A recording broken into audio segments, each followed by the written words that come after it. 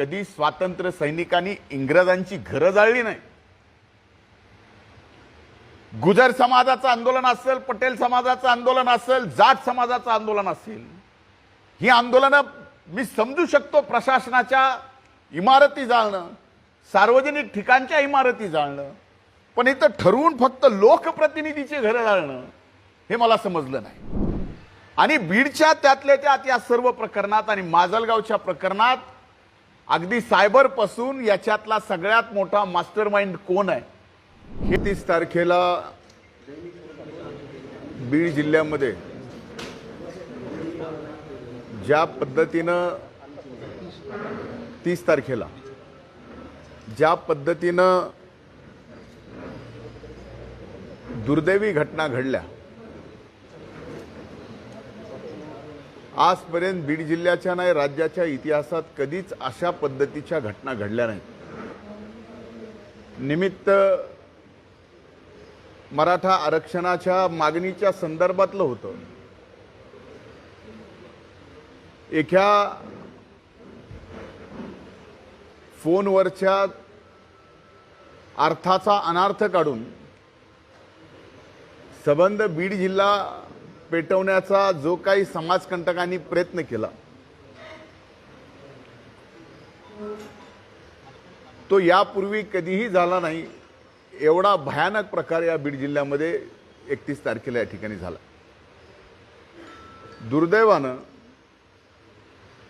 बीडमध्ये त्यातले त्यात माजलगावची घटना तर भयंकर दुर्दैवी आहे।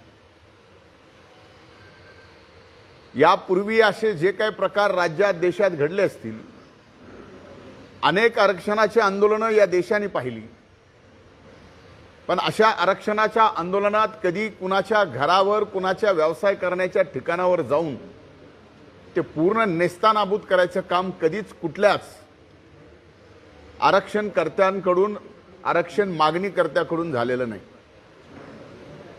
पण बीड जिल्ह्यामध्ये मात्र त्या दिवशी लोकप्रतिनिधींची घर जाळण्यापासून, व्यवसायाची ठिकाणं जाळण्यापासून जे काय प्रकार घडले त्याचा मी जाहीर या ठिकाणी निषेध करतो। हे एवढं अचानकपणे झालं। एकीकडे माजलगावची घटना असेल, बीडची घटना असेल किंवा जिल्ह्यातल्या आणखीन बऱ्याच ठिकाणच्या घटना असतील, त्या घटना पाहता यामध्ये फार मोठं षडयंत्र या ठिकाणी दिसून येत आहे। उदाहरणार्थ ज्या पद्धतीनं एका ऑडिओ क्लिपचा अर्थाचा अनर्थ काढून संबंध मराठा समाजामध्ये वितुष्ट निर्माण करायचं काम केलं, तिथून माजलगावमध्ये काहीतरी होणार हे पोलिसांना कळेपर्यंत तिथले लोकप्रतिनिधी आदरणीय प्रकाशदादा सोळंकेच्या घरावरती जाळपोळ आणि त्यांना जीव मारण्यापर्यंत या ठिकाणी प्रयत्न होतो। ते प्रकाश सोळंके स्वतः सुद्धा मराठा समाजाचे। दुसरीकडे बीडमध्ये ज्या वेळेस 2.5-3 तास प्रकाश सोळंकेच्या घरावरून कसेही त्या ठिकाणी लोक निघत नाहीत म्हणून बीडचे काही पोलीस दल माजलगावला गेलं की पूर्ण बीड अख्खं, आणि बीडमध्ये सुद्धा ठराविक ठिकाणावरतीच एक एक व्यक्ती, त्याचं घर, त्याचा व्यवसाय, तो कुठल्या समाजाचा आहे हे बघून या ठिकाणी हल्ले केलेले आहेत। याच्या पाठीमागं फार मोठं षडयंत्र आहे।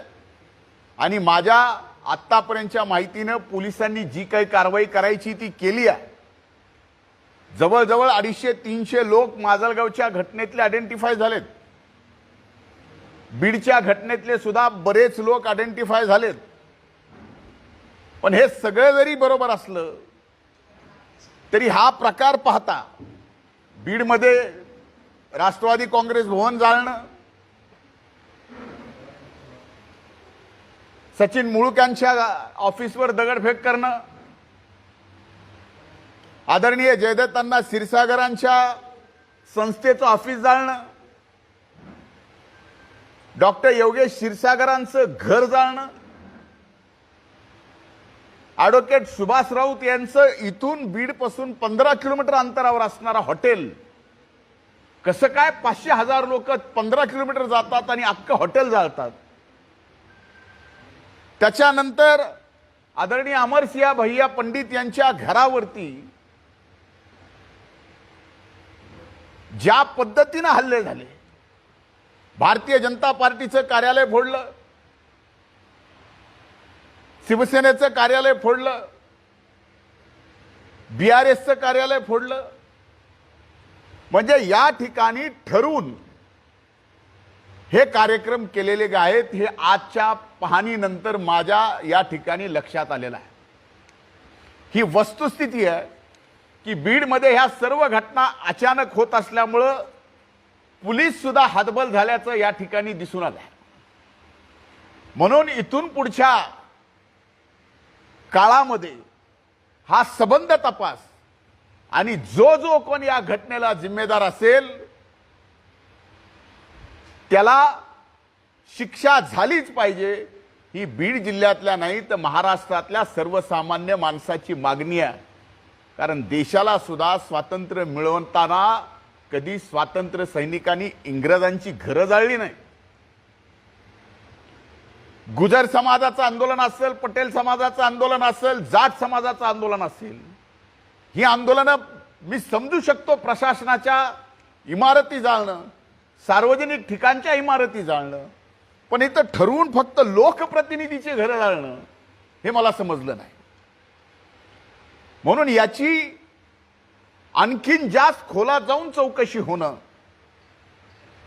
आणि बीडच्या त्यातल्या त्यात या सर्व प्रकरणात आणि माजलगावच्या प्रकरणात अगदी सायबर पासून याच्यातला सगळ्यात मोठा मास्टरमाइंड कोण आहे हे शोधण्यासाठी मी मंगळवारी माननीय मुख्यमंत्री, माननीय दोन्हीही उपमुख्यमंत्र्यांना, या बीड जिल्ह्याचा पालकमंत्री या नात्यानं SIT मार्फत या ठिकाणी चौकशी करण्याच्या संबंधात मी सरकारला या ठिकाणी विनंती करणार आहे.